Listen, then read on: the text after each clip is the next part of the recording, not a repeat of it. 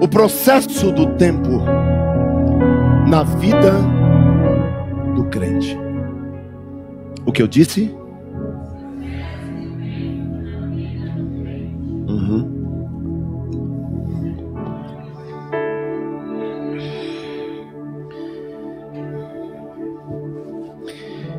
Antes de entrar propriamente na palavra, essa mensagem é boa para quem gosta de anotar. Eu, por exemplo, eu tenho todas as mensagens do pastor José Wellington da ceia dos últimos, acho que dos últimos 10 anos, pelo costume de anotar. Então, quem gosta de anotar, essa mensagem é boa em tópicos para anotar. Há um processo que você deve observar, e eu quero tomar como base, antes de entrar na palavra, a vida do profeta Ezequiel. Ezequiel vivia num tempo difícil, e aquele vale de ossos secos, no capítulo 37 de Ezequiel, ele está apontando para a condição da nação de Israel. Israel estava como aquele vale de ossos secos. E os ossos não eram secos, mas eram sequíssimos. Então Deus chama Ezequiel e levanta o profeta como protagonista e para ser uma voz diante do povo. Para ser a voz que traria uma solução ou uma saída para aquele problema. O vale significava o encontro de um povo sem perspectiva de futuro, sem vida em si mesmo. Um povo morto nas suas ações, nos seus ideais, em tudo aquilo que eles tinham. Então, eu aprendo muitas coisas neste vale de ossos secos. E a primeira coisa que nós aprendemos é que nós não devemos nos encantar pelos resultados primários da nossa vida. Há um risco aí, que você não pode se encantar, e muitos se encantam com os resultados primários de uma ação, de um projeto que você se propõe a fazer. Então, note bem, Deus chama Ezequiel e entra com ele em um ponto que ele precisa agora profetizar. E ele começa a profetizar. E existem duas visões interessantes nesse texto. A primeira é a visão do vale antes da profecia. E a visão do que se tornou pós-profecia. A situação da visão antes da profecia de Ezequiel sobre o vale de ossos secos, ela é uma situação real. Diga, situação real. É o que eu estou passando. É o que eu estou vivendo. O vale era de ossos secos mesmo. A nação estava passando por aquilo. A segunda visão é a visão pós-profética. Ela é pós-profecia, que significa o inimaginável. E dentro desta palavra inimaginável, eu queria trazer uma palavra para vocês que impactou a minha vida nesse texto de Ezequiel 37, que é entropia. O que eu disse? Entropia. O que é entropia? Entropia é uma grandeza termodinâmica que mede o grau de desordem ou de aleatoriedade de um sistema físico. A entropia é uma grandeza termodinâmica associada à irreversibilidade dos estados de um sistema físico. Ou seja, existe alguma coisa que está acontecendo, é físico, porém é irreversível. Então, na cabeça de Ezequiel, era irreversível que aquele vale de ossos secos se tornasse um exército. Por quê? Porque eram ossos sequíssimos. Era irreversível aquilo. Eram cadáveres, eram eram somente ossos. Não tinha mais carne, não tinha mais pele, não tinha mais nervos. Os bichinhos todos já haviam comido o corpo, só tinha esqueleto. Ou seja, era uma situação irreversível. E isto é entropia. Então, a profecia e a ordem do Senhor, ela vem contra a entropia.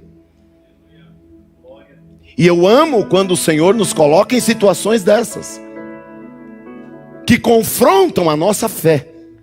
E então a primeira coisa que acontece, ele então, neste momento, começa a profetizar sobre o inimaginável, sobre o inacreditável, sobre o irreversível, de ter novamente aqueles ossos em um grupo de soldados.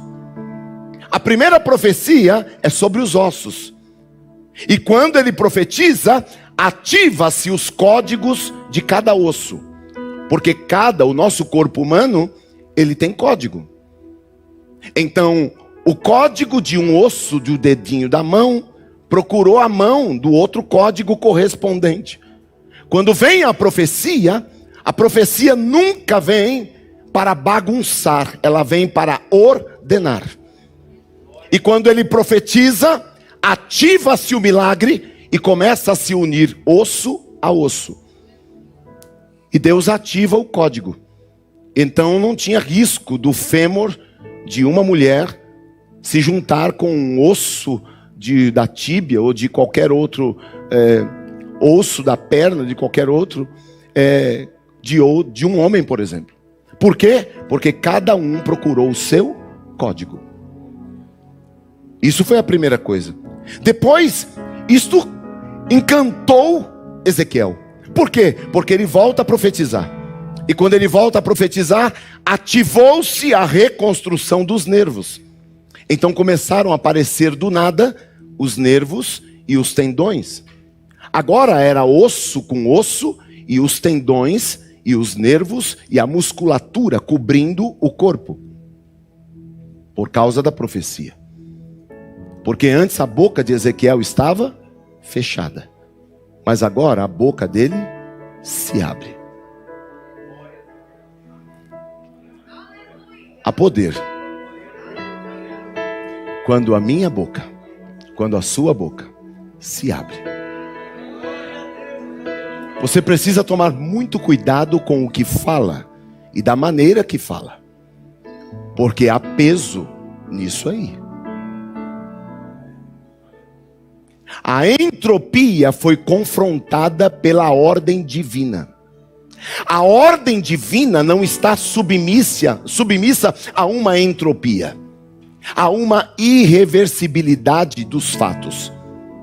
A entropia não está submissa a qualquer ordem, está submissa a uma ordem material, física, mas ela não está submissa a uma ordem divina. Porque quando você levanta a sua mão e abre a sua boca na autoridade do nome do Senhor, esta ordem ela vem para contrapor tudo aquilo que é irreversível na sua vida. Quantos louvam ao Senhor por isso? A terceira profecia, ela ativa o processo de reconstrução da pele. Há mais ou menos eu creio que uns 5 anos, né, Ellen? 5, 6 anos que eu tomei um tombo de moto. 5, 6 anos. Eu fui levar uma moto na revisão e coloquei uma bermuda. E depois fui querer pilotar a moto olhando para o celular, para achar o endereço, porque eu não tinha o suporte do GPS. E um carro brecou na minha frente e eu caí a 60 km por hora. Eu não estava correndo. Só que 60 km por hora numa moto é a mesma coisa que 120, 140, né, paizão? E eu caí. E a pele, a minha perna, ela virou em carne viva. A parte aqui do joelho para baixo. E foram dias e meses para que a pele... E eu vim acompanhando o processo da reconstrução da minha pele. Como é lindo. Porque eu estava vendo já os nervos. Ficou muito feio. Mas pouco a pouco foi reconstruindo. O que nós estamos vendo aqui, o que durou para mim meses, para Ezequiel foi na hora. Quando ele profetiza, a pele começa a cobrir os tendões e os nervos. Imagine que maravilha. A visão foi tão maravilhosa que Ezequiel fica estagnado. É bom termos luz, não é?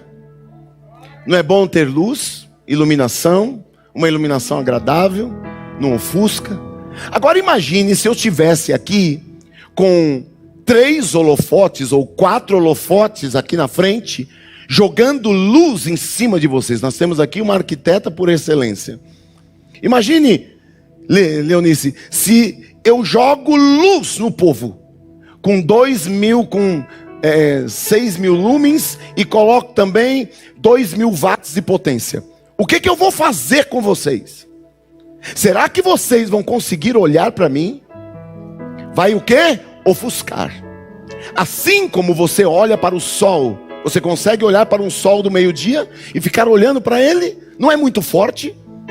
O que aconteceu com Ezequiel foi a mesma coisa. Por isso eu chego ao ponto que eu digo que você não deve se encantar pelas coisas primárias que Deus está fazendo. Porque o osso ao seu osso, os tendões, a pele, para Ezequiel foi muita luz.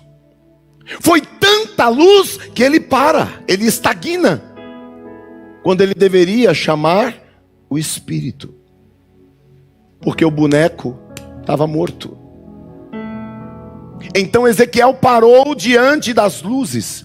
E eu quero dizer à igreja, tudo aquilo que fizemos este ano, tudo aquilo que aconteceu nas congregações, tudo aquilo que os senhores realizaram, isto é somente o primário que Deus tem para realizar no nosso meio. Isto é nada comparado à grandeza do Senhor, comparado àquilo que Ele tem para realizar na sua vida, no meio da sua família, nos seus negócios. Aleluia. Isso é primário. Então não pare aí, porque muito mais tem o Senhor para realizar no nosso meio. Então o Senhor chega para ele, licença pastor, é como que dá uma cutucada. Ei, parou por quê? É muita luz. Eu tô pasmo de tanta glória. Mas não acabou. Profetiza. Aleluia. Abre a tua boca, Ezequiel, e profetiza dos 4 ventos, dos 4 cantos, para que venha o Espírito e assopre sobre eles. Porque a maravilha de Deus está na atuação da vida. De nada adianta o que você está fazendo, se o Senhor quer fazer mais. Então, não se encante com as coisas primárias que Deus realizou neste ano na sua vida. Porque tudo o que aconteceu até agora, eu te afirmo, é primário. Você crê nisso? Abra sua Bíblia. Vamos entrar na palavra. Eclesiastes capítulo 3, versículo 11 ao 13.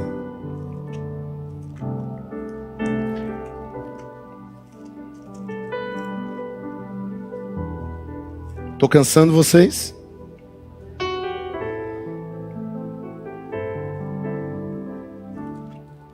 Se eu cansar, você grita aí, misericórdia, pastor. Mas estamos, como eu amo o culto da manhã. Cabeça limpa, cabeça leve, né? Tão gostoso o culto da manhã.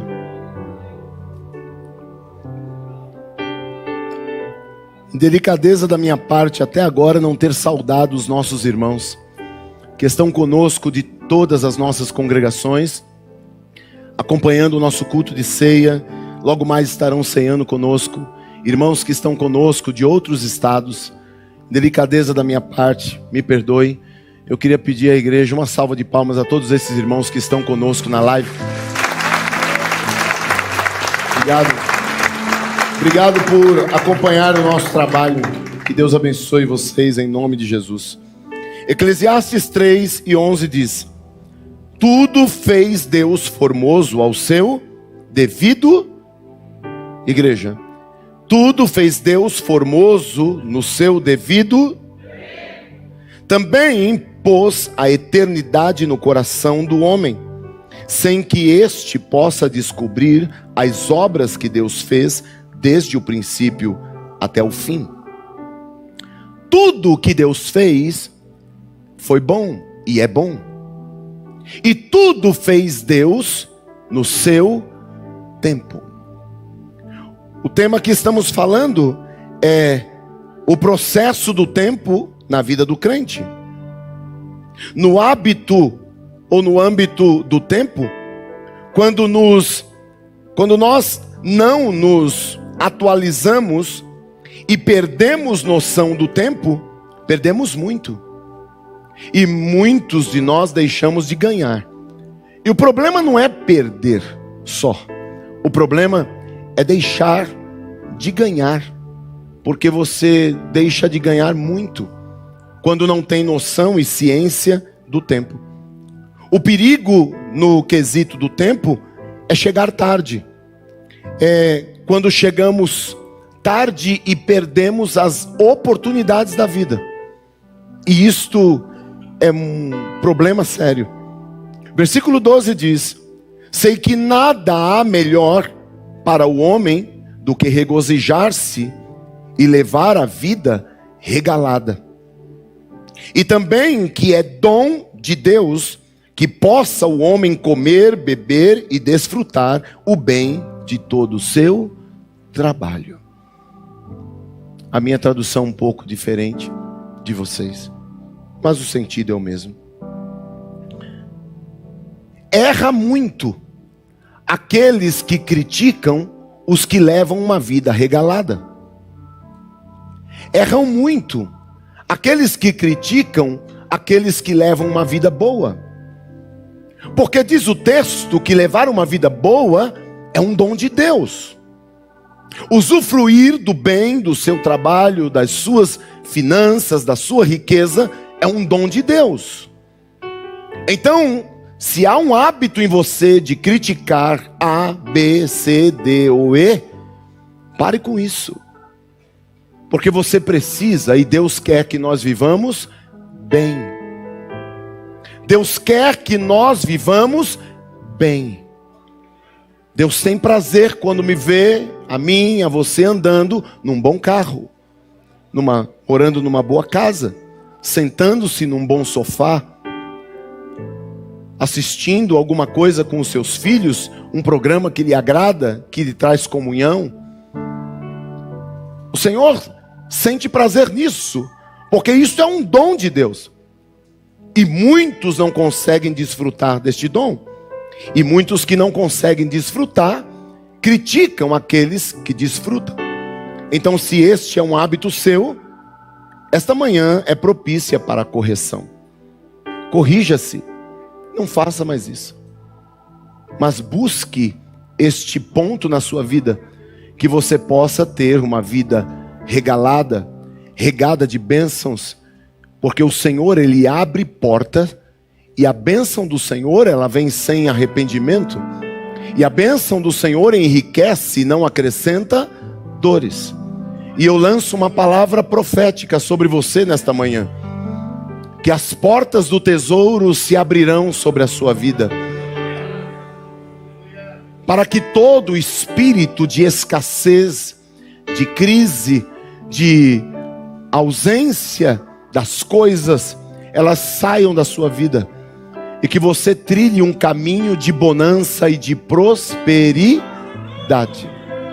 Quantos recebem a palavra? Amém. Você não pode mudar isso.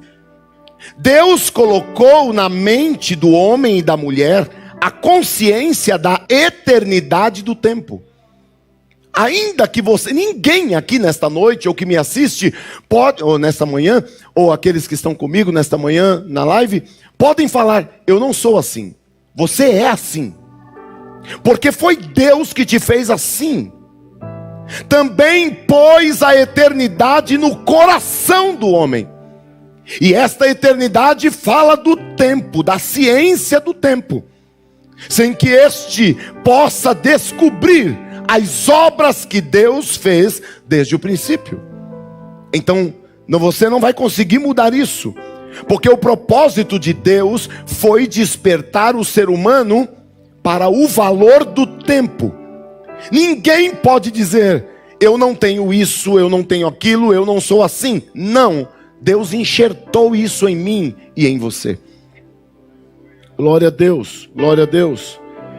Então, se Deus enxertou a ciência do tempo na minha vida, o que resta a mim? Viver da forma que Deus me compete viver, mas eu tenho que viver de uma forma que eu não me apegue aos bens que Deus dá, mas eu tenho que me apegar ao Deus que dá os bens.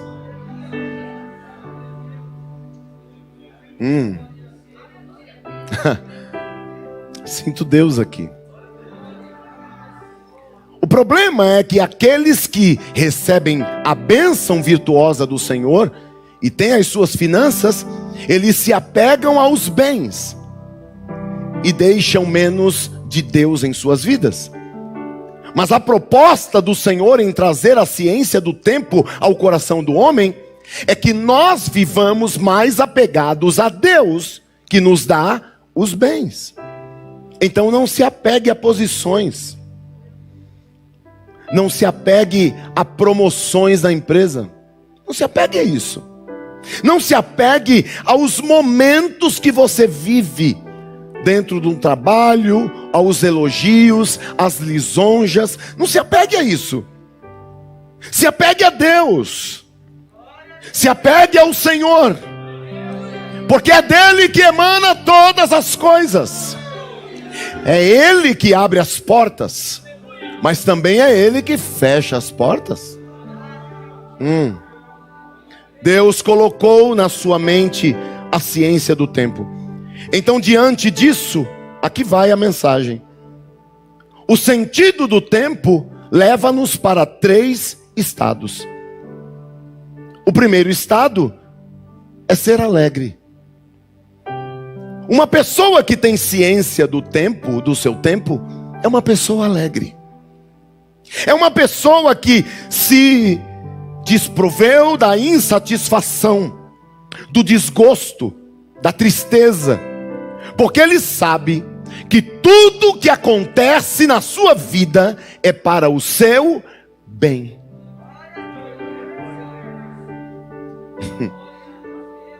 Não importa o que aconteça na vida de uma pessoa que tem ciência do tempo e que é alegre. Não importa o que aconteça. Às vezes surgem as lágrimas, a perda de um ente querido, como eu perdi meu primo, como nossa irmã perdeu a vozinha, como outros perderam outros entes queridos. E às vezes nós perdemos emprego, às vezes nós perdemos finanças. Muitos nesta pandemia perderam as suas economias, e que guardaram ao longo dos anos, perderam as economias para se sustentarem 6 meses, para comerem. E quem sabe você olha isso de forma negativa, mas ei, o Senhor está te dando a maior oportunidade de crescimento. Decida-se ser alegre, decida-se ser feliz, entender que você é um bem-aventurado. O Senhor nos fez bem-aventurados. Salmo 103, aleluia. Nós somos bem-aventurados. As coisas nunca vão contra para um bem-aventurado. Tudo que acontece na vida de um bem-aventurado, ainda que sejam perdas, é para o seu bem. Porque Deus tira da nossa vida aquilo que nos pesa e aquilo que nós não precisamos. Nesta pandemia, Deus tirou muita coisa da minha vida, do meu dia a dia, que eu pensei que precisava, mas não preciso. Porque Ele me fez viver com 20% do faturamento de uma empresa que faturava 100%. Cadê os 80%? Hoje não. Hoje vencemos a pandemia, mas não nos faltou a alegria. Sabe quantos dias eu fiquei chorando em casa? Sabe quantos dias nessa pandemia eu fiquei de cabecinha baixa, frustrado, tomando remédio de depressão, o remedinho para dormir, com conta para pagar? Nem um dia. Aliás, eu só fiquei em casa o dia 21. As empresas se fecharam dia 20, eu fiquei o dia 21. Mas do dia 21 para frente, aleluia, eu usei aquilo que eu havia aprendido com 12 anos de idade, sentado numa calçada de uma rua. Quando era camelô, Deus me fez voltar lá atrás. E o meu carro virou o meu transporte. E comecei a levar mercadoria na casa das pessoas. E comecei a atender as pessoas de forma presencial. E vende pelo WhatsApp, não tem e-commerce, mas faz alguma coisa. E o Senhor começa a prosperar. E o resultado está aí. Porque Deus diz, e disse o salmista: nunca vi o justo, igreja, nunca vi o justo, nem a sua descendência. Deus não te chamou para mendigar na terra. Deus não te chamou para ficar mendigando emprego, para ficar mendigando, se rastejando, se permitindo ser pisado pelos outros. Há um tempo de humilhação, mas há o tempo de você se levantar como um herói, como um cavaleiro de Deus na face da terra, como aquele que marcha como exército com bandeiras.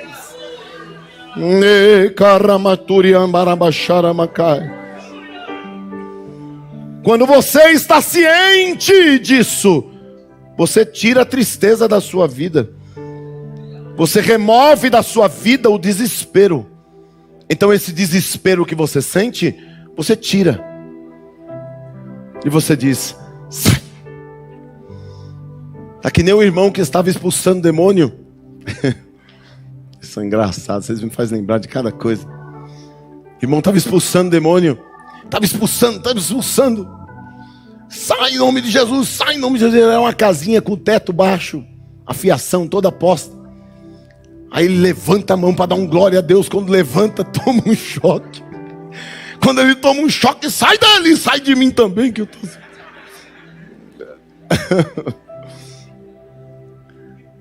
Esta manhã, expulse isso de você. Expulse de você o desespero, a aspereza, a angústia, a ira. Expulse de você a irritação. Existem pessoas que estão muito irritadas. Decida-se ser alegre. Expulse de você a insatisfação, o semblante fechado. Bravo. Dê um sorriso. Você tem um sorriso tão bonito. É certo que essa máscara roubou. Para alguns ajudou, né? Não, tem que falar a verdade. Para alguns deu uma força. Sabe o que você precisa fazer? Sabia, depois de velho eu vou ter que usar aparelho. Velho, eu sou velho? Não, não sou. Velho é o cão. Eu sou novinho, em folha. Por quê? Porque eu fui ao dentista para descobrir como é que eu tô. Se você nunca fizer alguma coisa, você nunca vai saber como está a sua saúde.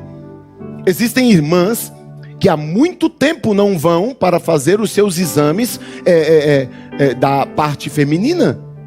Existem irmãos que quando foi o último check-up que você fez? Para saber como está o seu corpo, para saber como está a sua saúde. Porque se você não estiver no melhor de você, você não consegue oferecer este melhor para Deus. Você vai oferecer para Deus um corpo meia boca, que não consegue subir uma escada para ir no banheiro? Ah, para com isso. É que o pastor Jonas não está aqui, mas se ele tivesse aqui, ele sobe só em 2 pezinhos. Agacha, Outro dia fez agachamento na minha frente só para me fazer inveja. Como eu amo o pastor Jonas. Ele deve estar me assistindo. Segundo, estamos falando sobre o sentido do tempo que nos leva a 3 estados. O segundo, o sentido do tempo nos permite ser generosos. O que o sentido do tempo nos permite ser? E aqui nós estamos confrontando a avareza, a mesquinhez. Isto aqui vai contra esta mesquinhez, o egoísmo. Porque uma pessoa que é generosa, ela é dadivosa, é amplo. O seu prazer é dar. O seu prazer é servir.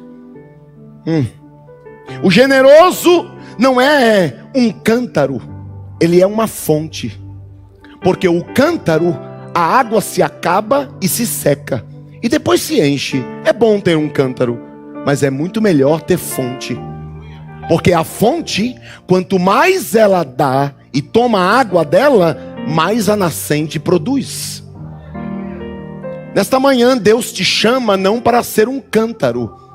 Eu estou falando a uma igreja que não é cântaro. Uma igreja que é fonte em si mesmo, em si mesma. Existem pessoas que fecharam a sua mão para tudo.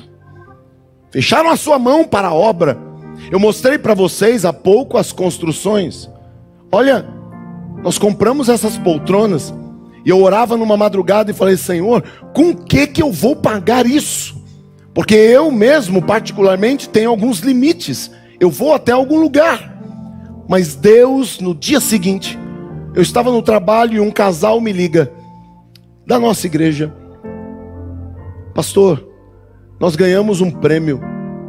E este prêmio eu quero traduzir e quero colocar integralmente para pagar metade de todo o orçamento das poltronas da igreja. E vocês sabem quanto foi isso? 95 mil reais essas poltronas que vocês estão sentados. Nada de graça. Aqui não tem nada roubado. Aqui é tudo com nota, comprado. Então custa. E se custa, você precisa trabalhar no campo da generosidade. Enquanto muitos estão aí 1 ano sem ofertar, outros 1 ano sem dizimar. Existem pessoas que desde que eu cheguei aqui nunca dizimaram. Me permita perguntar como está a sua vida financeira. Porque uma das bênçãos primordiais na vida, aleluia, do cristão, é que se você se permite a ser cântaro, a sua água vai secar. E não dê aleluia por isso. Porque este é um estágio terrível, mesquinho, avarento, que uma pessoa pode se permitir estar. Eu chamo você e te convido a se alistar-se na fileira daqueles que são fonte. Quanto mais o seu coração se abrir, quanto mais você for desprendido das coisas materiais, mais o Senhor tem tesouro para acrescentar à tua vida. Nesta pandemia, com todo este problema de empresas fechadas, sem poder deixar clientes entrarem, parece que eu fui provado. Quantas pessoas se aproximaram de mim para que eu ajudasse, para que eu abençoasse. Aleluia. E sabe o que eu fiz? Abençoei. Não há coisa mais gostosa do que abençoar no momento da crise. Quando você pega do teu pão, é a excelência da igreja de Atos. Eles tinham uma bengala de pão na mesa deles, mas sabiam que na mesa do vizinho tinha fome. E o que ele faz? Eles cortavam em 3 e distribuíam e compartilhavam do alimento. Xaramandoricamarabás. Aleluia. Eu profetizo em nome de Jesus, nesta manhã, esta manhã especial de Deus para a sua vida, Eu profetizo que chegou o fim da mesquinhez na sua vida. Chegou o fim da avareza, do egoísmo na sua vida. Porque Deus te chama para o campo da generosidade.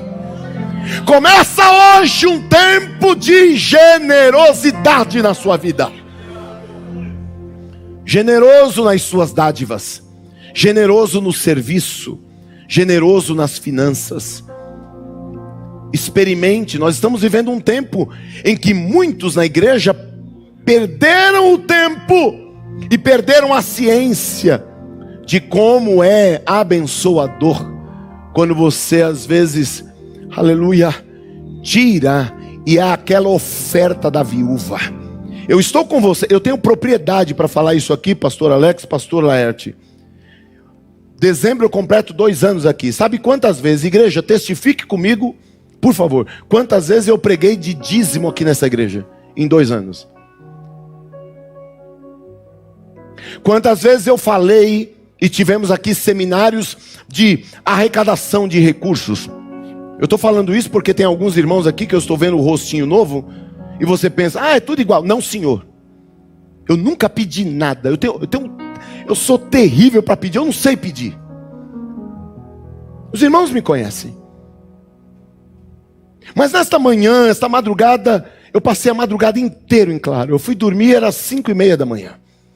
E comendo esta palavra, eu preciso entregar ela toda para vocês hoje. A comida hoje é um mocotozão, que ele vai vir todo, eu vou entuchar tudo em vocês.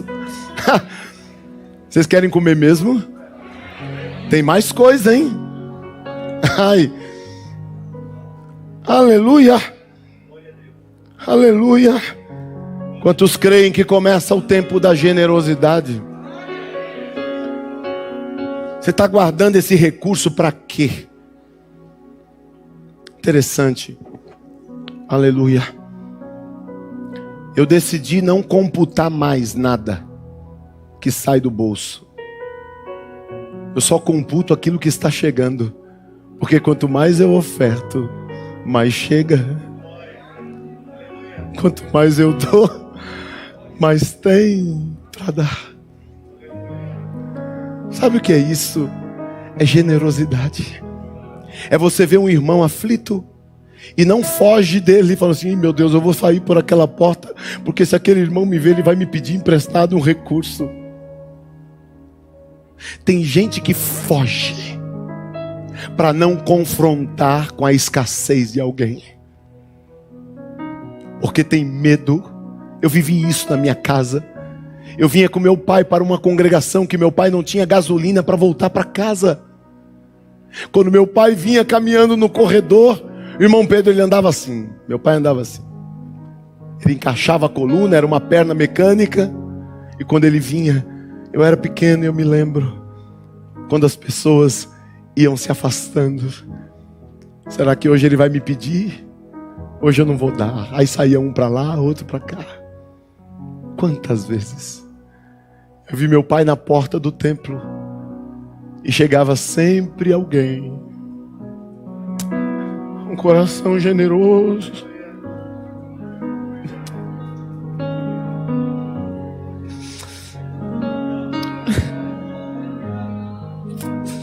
Desculpe. Aquilo foi muito forte na minha infância. Ver um pai de família, na porta de uma igreja esperando alguém ajudar para ter gasolina para voltar para casa. E ele ficava ali. Quando Deus abençoou meu pai andava com os bolsos cheios de dinheiro. Ele era muito mais que Silvio Santos. Quando Deus abençoou nossa família, aí eu vi o inverso. Eu não vi meu pai fazendo o que fizeram com ele. Meu pai chegava nas pessoas. Se fosse hoje, a caixinha do meu pai era R$50. Olha quem faz isso, parece meu paizão, hein? Outro dia eu fui dar uma caixinha de 10. Oh, para com isso, dá aqui essa nota aqui. Pum. Te amo demais, paizão. Generosidade. Retire a mesquinhez da sua vida. Abra o seu coração. O terceiro ponto: o sentido do tempo nos permite desfrutar a vida. Todas as coisas contribuem para o bem daqueles que amam a Deus e que são chamados pelo seu decreto. Significa que em qualquer circunstância da sua vida, você pode desfrutar da vida. Você não vai desfrutar, aquele que tem ciência do tempo, você não vai desfrutar da enfermidade. A enfermidade está alojada, mas ela é passageira. Desfrute disso. Eu desfrutei da minha vida quando o médico falou para minha esposa: o seu filho não vai nascer. O que está no ventre está contaminado. O seu sangue está contaminado. O sangue dela está contaminado. Não vai durar. E se durar, vai nascer com problema hepático, vai nascer com má formação. Mas nós decidimos em família, em não trazer aquilo para aquela maldição para a nossa vida e colocar sobre nós uma carga maior do que nós já estávamos vivendo. Então nós olhamos um para o outro com lágrimas nos olhos e dizemos: aleluia, vamos viver. Vamos viver e desfrutar o hoje. Está entendendo? Aleluia. Então, diante disso, como aproveitar o tempo? Como aproveitar o tempo? Esse é o segundo ponto da mensagem. Como aproveitar o tempo? É muito importante que você observe uma coisa. A pergunta, ela é o protocolo da sabedoria. Uma pergunta inteligente exige uma resposta inteligente. Então pare de fazer perguntas. Vou usar a palavra pesada. Posso usar? Pare de fazer perguntas boçais. Perguntas ínfimas. Como chegar aqui e falar assim: esse pão é de verdade mesmo? Vou comer. Por favor, isso não é pergunta que se faça. Você está vendo que isso aqui não é verdade? São perguntas óbvias.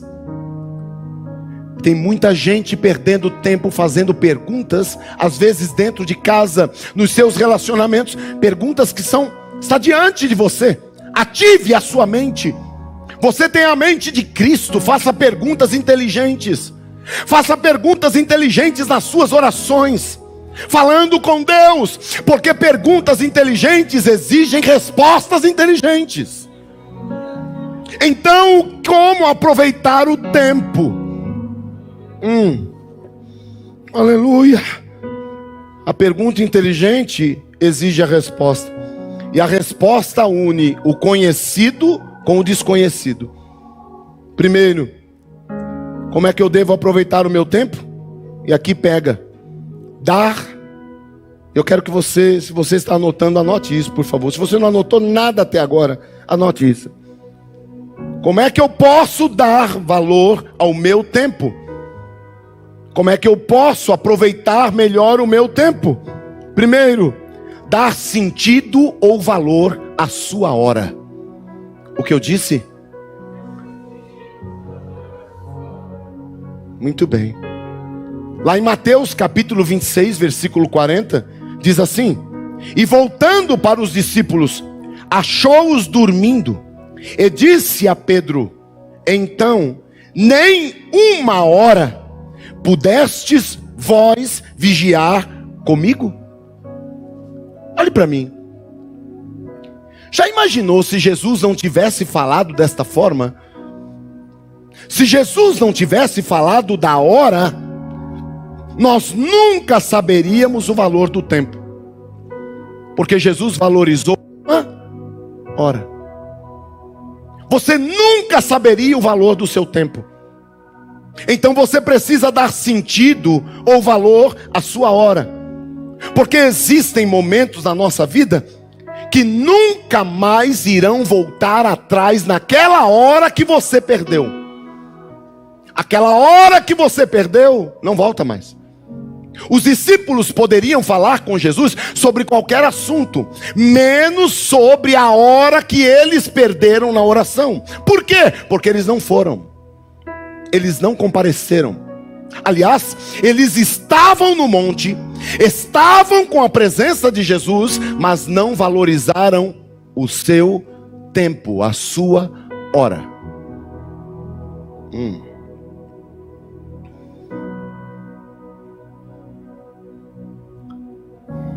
Quanto vale a sua hora? Você tem dado valor à sua hora?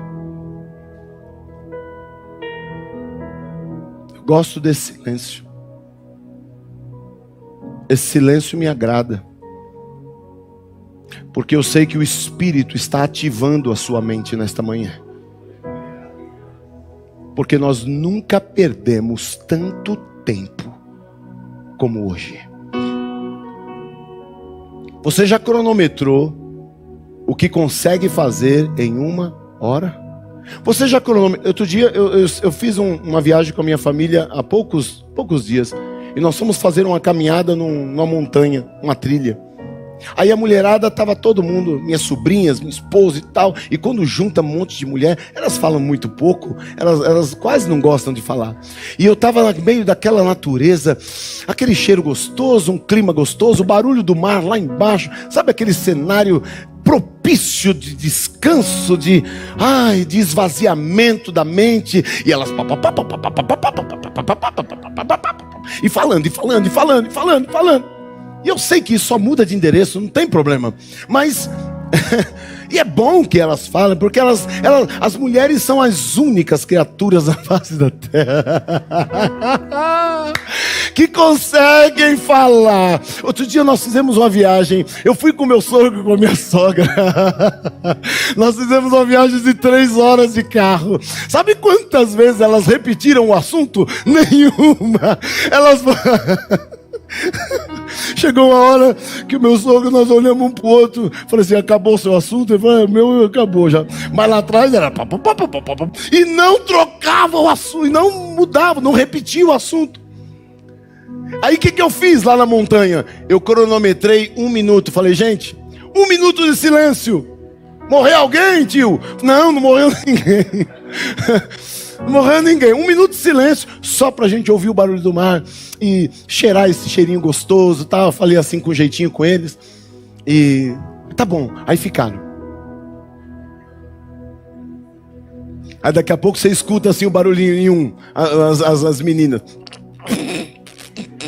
querendo, doida pra falar. E eu no relógio. Já cronometrou 1 hora da sua vida? 1 minuto cronometrado parece que não passa. Já pensou quanto tempo você está perdendo? Como você está jogando fora o seu tempo? Como você está jogando fora os seus dias? 50 anos da minha vida foi embora. Não volta mais. Aí não adianta falar aquela frase: se eu tivesse a cabeça...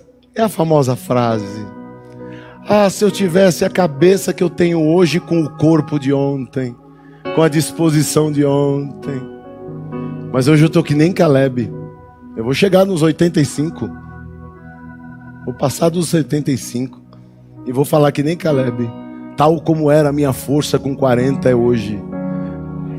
Para isso, eu estou fortalecendo minhas pernas. Para isso, eu não posso parar de alongar a minha coluna, porque eu tenho 2 hérnias de disco. E o que eu fiz? Eu fui para uma academia. Eu fui me cuidar e fortalecer minhas pernas, porque quando você vai ganhando idade, a única coisa que sustenta o corpo do velho é as pernas. E se você não tiver pernas fortes, você não tem disposição para nada. E me permita, o que você está fazendo com o seu tempo? A sua visão é para morrer amanhã? A sua visão é para morrer no final desse ano? Por que você está dormindo tão mal? Por que você está vivendo tão mal? Por que você não está cuidando de você, da sua família, da sua alimentação? Por que você está comendo? Eu queria tanto que o pastor Jonas estivesse aqui. Esse homem não come pão, ele não come farinha branca, ele não come nada. Por quê? Uma das coisas que mais gera câncer no corpo do ser humano é a farinha branca. A massa, macarronada 10 horas da noite, que você come, vai dormir com aquele barrigão estufadão e cantando: eu quero trabalhar para meu Senhor. Não adianta. Você vai morrer. Aí não adianta vir aqui, olha pelo meu esposo, mas o infeliz não para de comer massa e macarrão 11 horas da noite. Não há oração que aguente um negócio desse, porque é você que está se matando. É você que não administra a sua hora, o seu tempo, as suas prioridades. Então, dê sentido, dê valor à sua hora. Porque Jesus disse: nenhuma hora vocês puderam velar comigo. Sabe o que eu entendo aqui? Os discípulos dormiram porque se distraíram. E permita perguntar: o que está te distraindo? O que te distrai? O que te tirou do foco? O que roubou o objetivo principal da sua vida? Satanás está atuando no nosso meio ainda nos dias de hoje com muita distração. As redes sociais estão aí. Outro dia eu fiquei olhando e eu me policio, porque eu uso o meu telefone como meu material de trabalho. Meu Deus, que hora é essa? Como meu material de trabalho. Aleluia. Mas eu tenho um negocinho no telefone que mostra quanto tempo você fica em WhatsApp, internet e um dispositivo. Você já parou para ver isso? Quanto tempo do seu dia, de 24 horas, você passa nisso? Você ocupa o seu tempo nisso? Tome cuidado.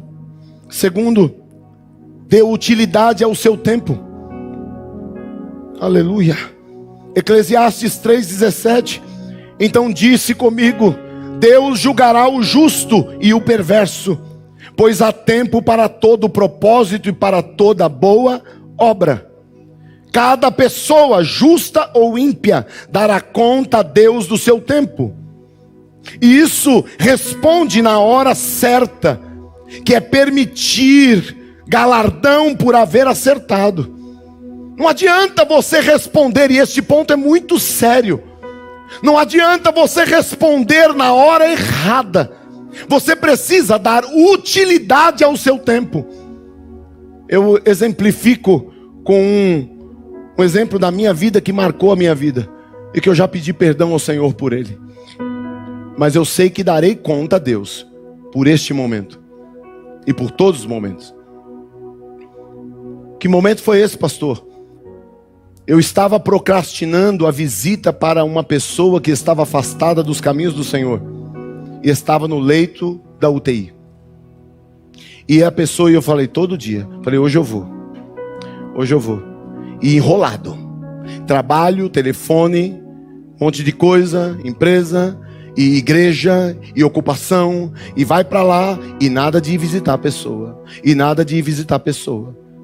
e chegou um dia, eu falei: é hoje que eu vou. Quando eu subi no quarto, e que eu ia entrando no corredor, eu vi a correria. E quando eu vi a correria, eu vi aquela correria, a filha chorando, me pedindo a visita.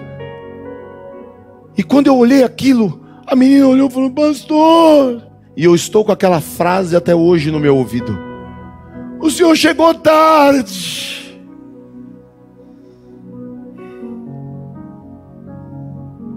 Dê utilidade ao seu tempo.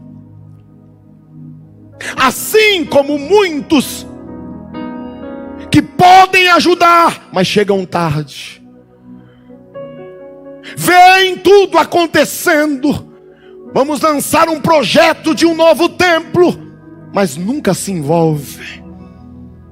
nunca se doa, sempre chega tarde. Às vezes é o primeiro a criticar, às vezes é a primeira a reclamar. Reclama se o ar está muito frio, se ele está muito quente, reclama de tudo. Torce na cadeira, talvez já esteja reclamando. Nossa, pastor, hoje está demorando, hein? Já passou. Tem gente que nasceu para reclamar. Reclama de tudo, mas não dá utilidade ao seu tempo. E o seu tempo está passando e você está sempre chegando atrasado. Atrasada.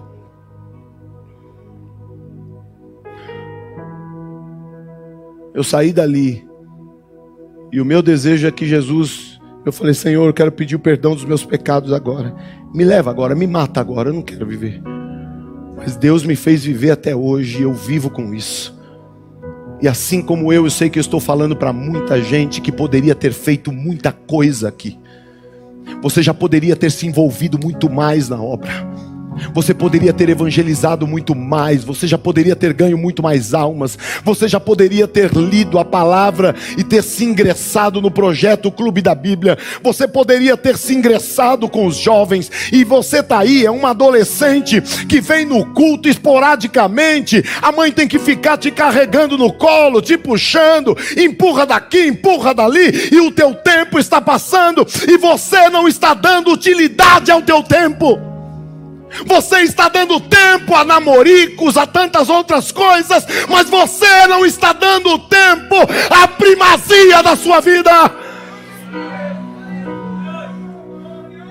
Você não precisa mais de ninguém te falando o que deve fazer. Você sabe o que deve fazer.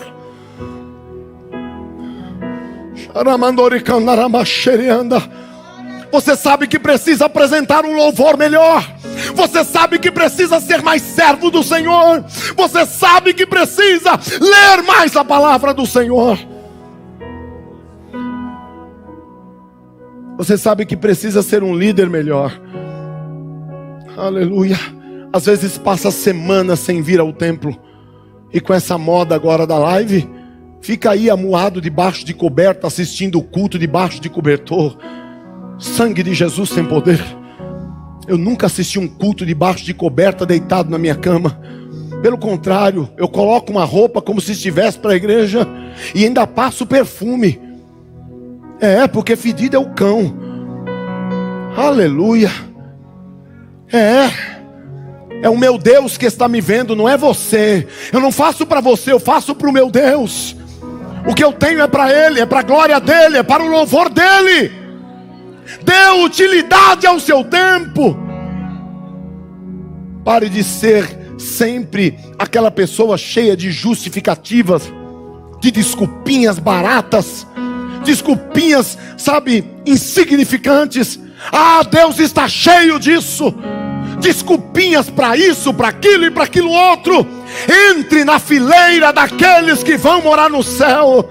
E busque ao Senhor, e adore ao Senhor, e ajude na obra, e se engaje no trabalho. Deixe esse espírito de dengo para lá. É muito dengo. É muito não me toque, é muita coisinha, é muita besteirada. Que coisa. Então vamos trabalhar com os que querem. Então vamos tocar com os que querem. Fizemos live aqui, aleluia, durante toda a pandemia.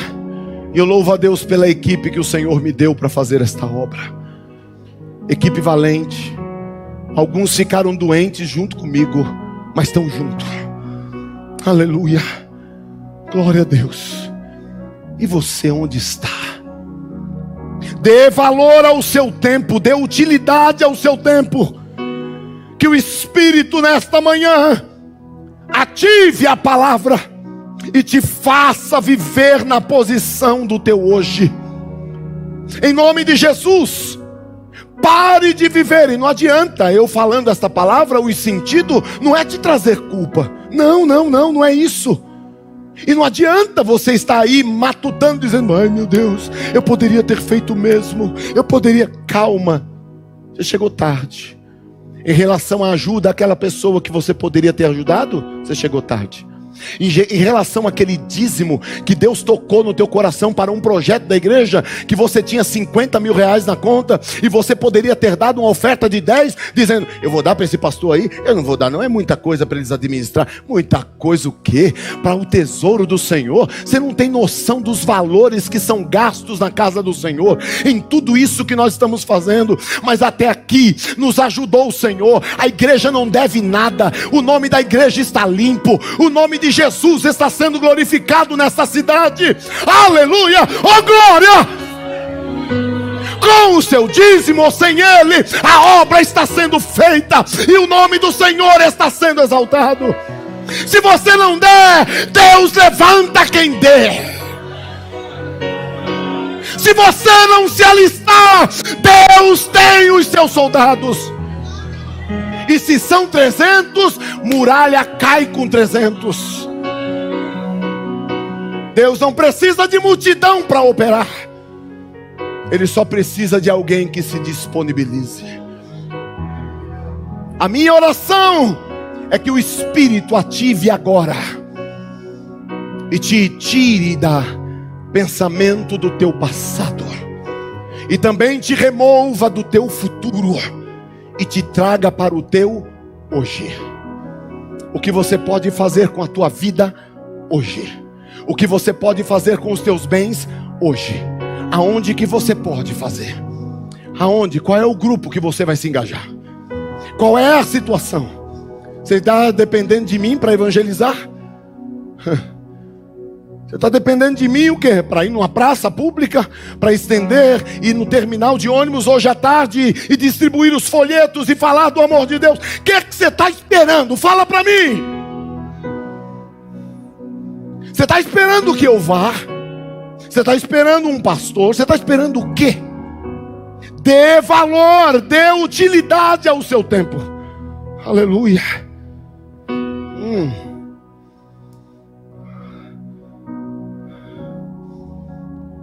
Eu paro ou continuo?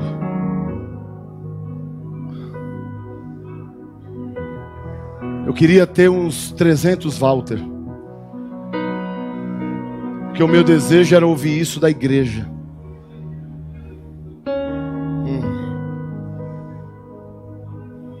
Vocês estão preocupados se a ceia vai terminar meio-dia? Vocês estão pensando no sono da tarde? Percebe como nós somos mesquinhos no nosso pensamento? Percebe como nós somos fracos? Talvez você esteja pensando no compromisso ou na panela que você deixou no fogo, quando Jesus está aqui e está tratando com a igreja. E você está preocupada com o tempo, e você está preocupado com o relógio. Mas eu vou entregar toda. Faltam 2 pontos. Segura aí.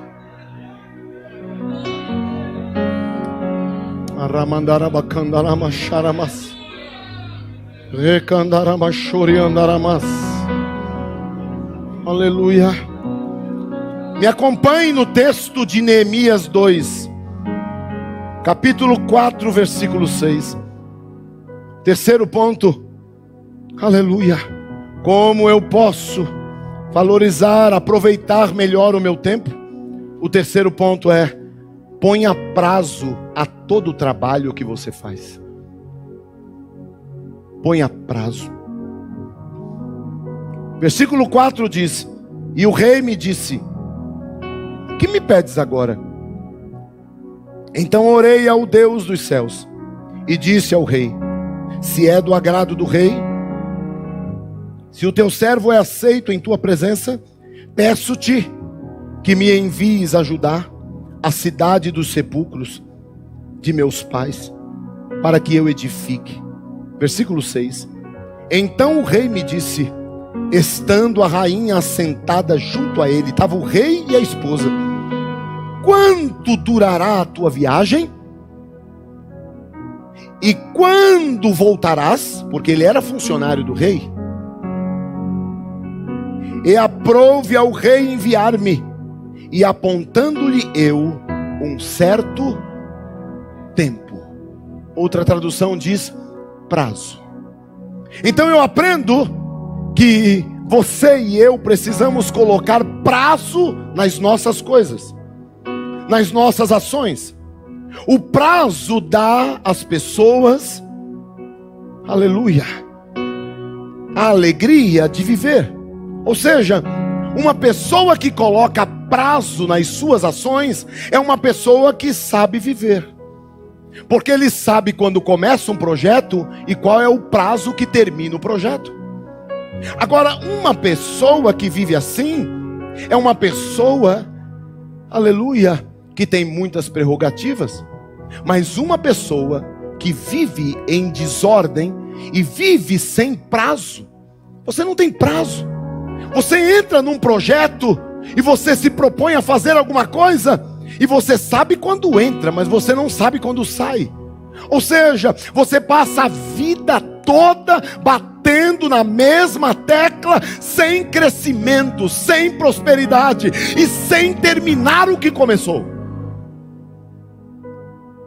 Uma pessoa que vive assim é uma pessoa sem ordem, uma pessoa sem limites, sem viabilidades, sem compromisso, sem disciplina e sem credibilidade.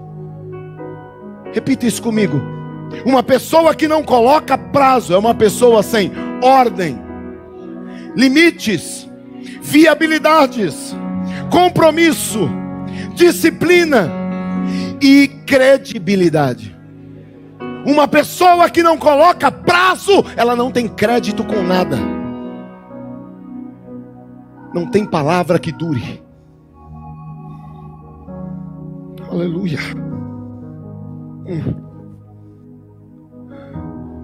Você precisa terminar o que começa. Até quando você vai se permitir viver assim? Dê sentido ao seu tempo, dê aproveitamento a ele. Sabe, não colocar prazo aos trabalhos obriga a procurar desculpas. O que mais nós temos são pessoas que se desculpam. Desculpam porque não completa um curso. Desculpas porque que, enfim, tudo você vai encontrar uma desculpa. Tem pessoas que estão a vida toda reformando a sua casa. Ei, você visita lá o irmão, aquele chão de terra batida a vida toda. Há quantos anos mais? Você vai terminar a sua vida e esse chão nunca vai ter um piso. Esse banheiro nunca vai estar acabado. Você nunca vai colocar uma ducha quente. Ou quem sabe o tempo modernizou e você está acendendo a água da sua casa ainda com fogão a lenha. Quando já tem gás, quando já tem aquecedor, quando já tem uma duchona assim da Deca que joga aquela ducha em cima de você e você aí tomando banho de conta-gota.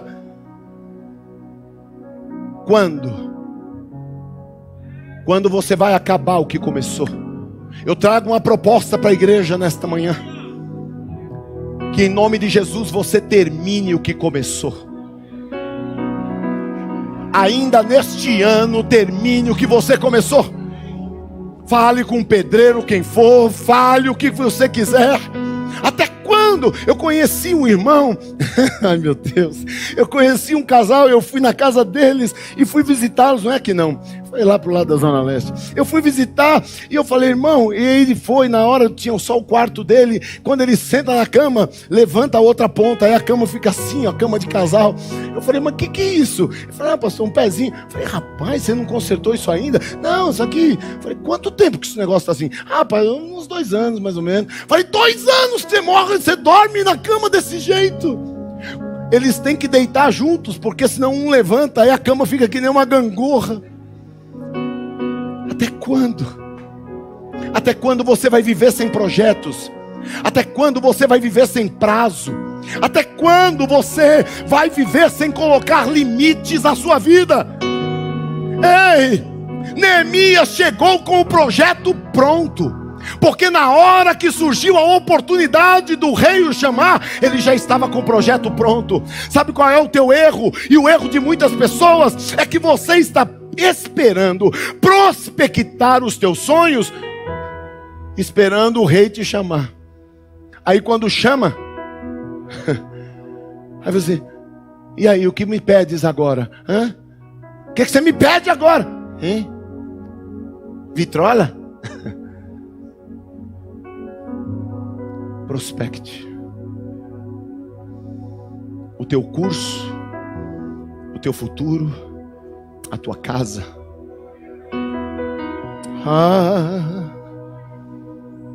Porque vai chegar uma hora que o rei vai te chamar e vai dizer: o que me pedes agora? Coloque prazo. E eu termino. Quer valorizar o seu tempo? Dá oportunidade às tuas etapas. O que eu disse? Gênesis capítulo 12, versículo 1 ao 4. E eu termino.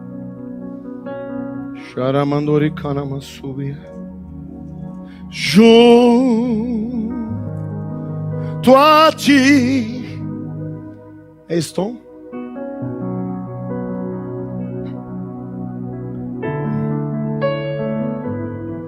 Gênesis 12, 1 e 4.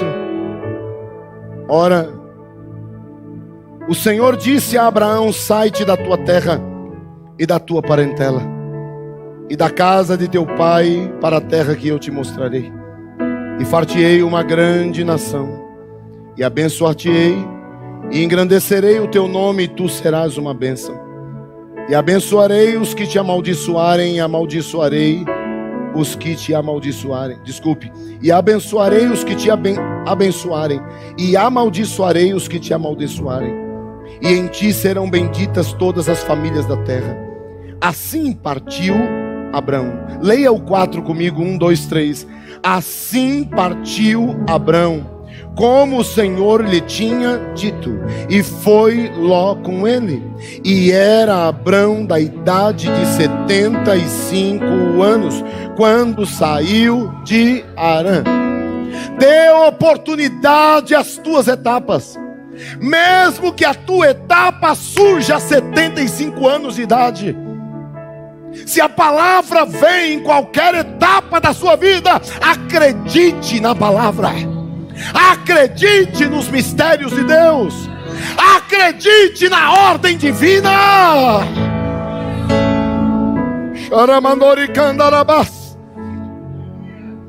Ei, adolescentes, aproveite a sua adolescência. É a adolescência que Deus te deu, então aproveita ela. Ei, jovens, existem coisas que eu fazia quando jovem, quando mais jovem, que hoje não me compete mais fazer. Hoje eu estou em outra etapa da vida. Aleluia. Você com quem Deus fala nesta manhã, dê oportunidades às tuas etapas. Aleluia. Houve momentos na minha vida, aleluia, momentos de crise, momentos de lágrimas, momentos de dor, momentos de perdas, mas eu nunca desprezei uma oportunidade. Sabe quantas vezes eu falei não para uma oportunidade? Nunca. Rafael, nunca. A gente tem conversado um pouco sobre isso.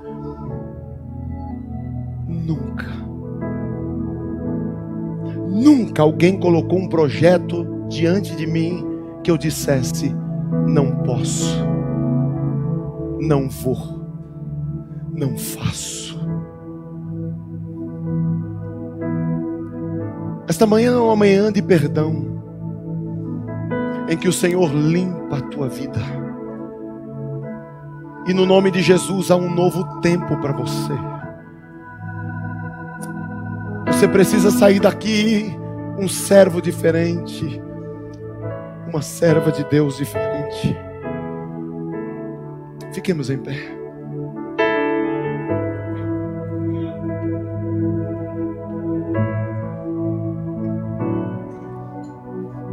Eu vou pedir ao pastor Almerindo que prepare uma leitura da ceia. Quero chamar o grupo de jovens e adolescentes. Vocês estão juntos? Louve ao Senhor agora. Deixa eu orar por vocês.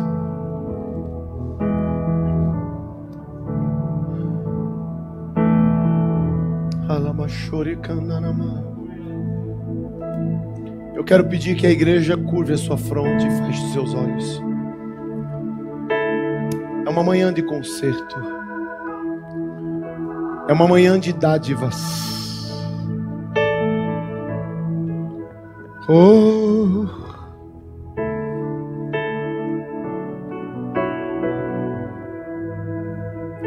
Se esta palavra confrontou a tua vida, você que está em casa e se você que está aqui, e Deus tem falado contigo nesta manhã, eu queria que você levantasse uma mão como sinal e com a outra você colocasse a mão no seu coração. Fique com a sua mão levantada.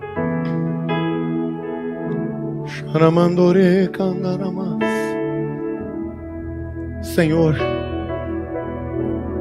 Tu és o Senhor do tempo e Tu és o Senhor da nossa vida.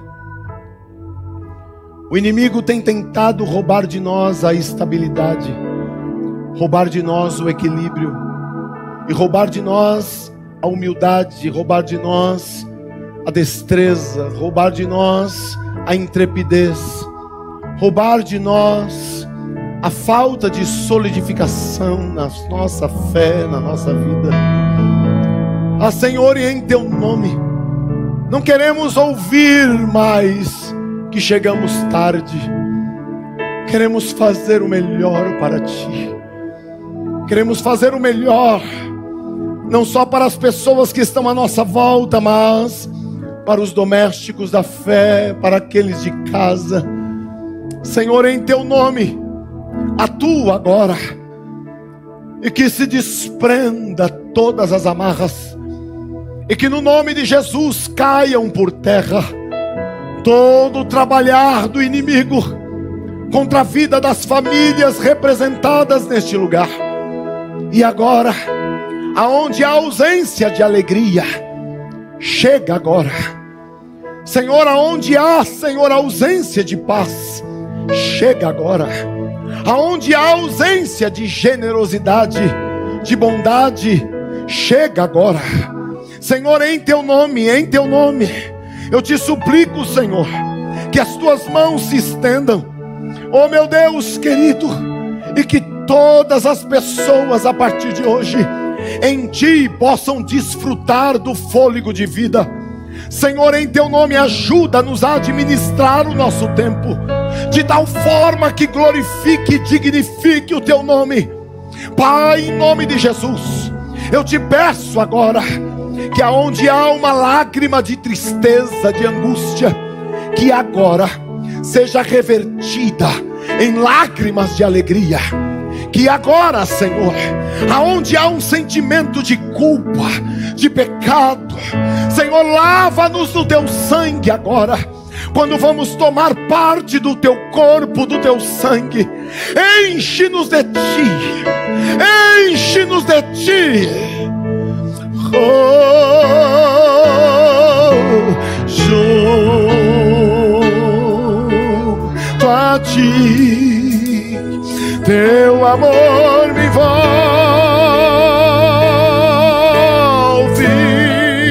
atrai-me.